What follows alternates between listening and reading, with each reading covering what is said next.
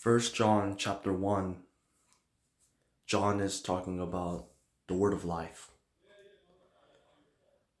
Um, the word of life has finally been manifested to humans. And John is able to testify and to preach to other people about the word of life, which is God's grace, the gospel, the life of Jesus. It has finally been manifested to us because God fulfilled his promise of sending a Messiah to save humanity and to bring us from out of the dead and to lead us into life.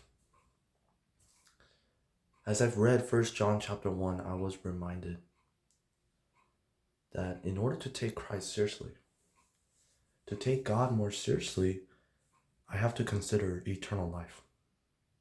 Because that is the greatest gift that God has given us.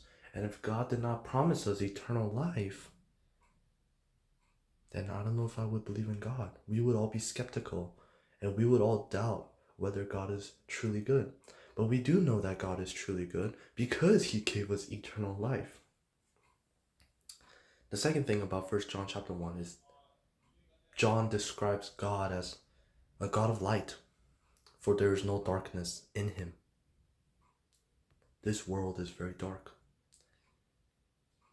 As a person who lives in this dark world, I'm part of the problem of sin.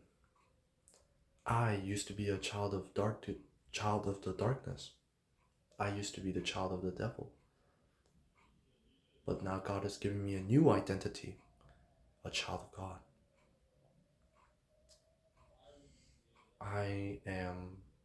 I do struggle with the problem of suffering. I look at the suffering of this world, how messed up this world is, and I second guess. I do question God. But one thing I do know for sure is that God, there is no darkness in him. God is the only one that can solve the problem. God is the only one that can give me the answer. And by trusting in him, regardless of what's happening in this world, I can still hold on to that hope, which is Jesus will come back one day.